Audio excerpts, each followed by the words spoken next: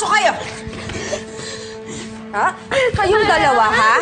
Sinusubukan niyo ba talaga ako? Ha?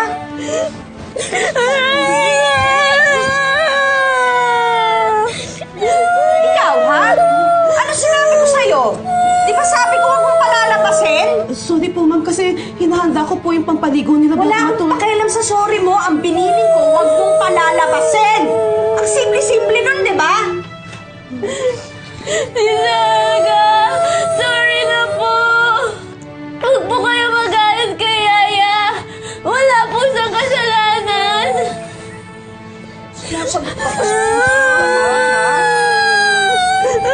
Okay, matigas ulo nyo. Bilang parusa, itong magaling yung Yaya, sisesantehin ko na. Ma, pero... Malis ka na. Bakit ka ng gamit mo ngayon? Isaga po! Shut up! Lumabas ka na!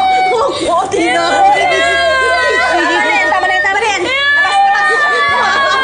Labas! Shut up!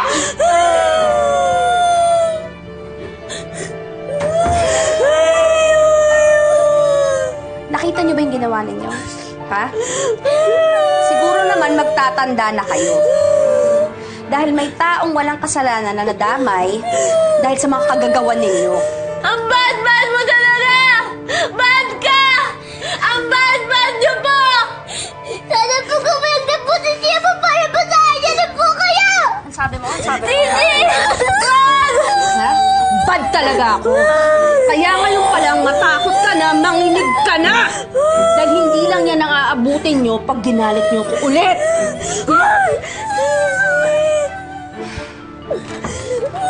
Walang lalabas. Ha? Walang lalabas!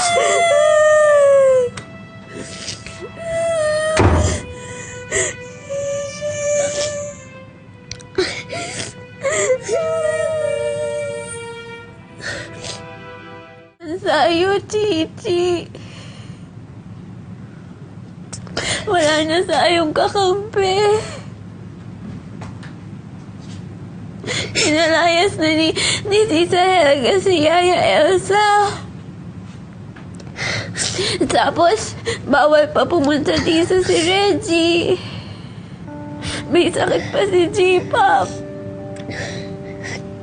Nanay, balik na lang po tayo kay na Mamala. Iiwan natin si J-Pop. Sino mag-aalaga sa kanya, Chichi? Paano sa gagaling? Diba, para gumaling si J-Pop, dapat may mag-aalaga sa kanya.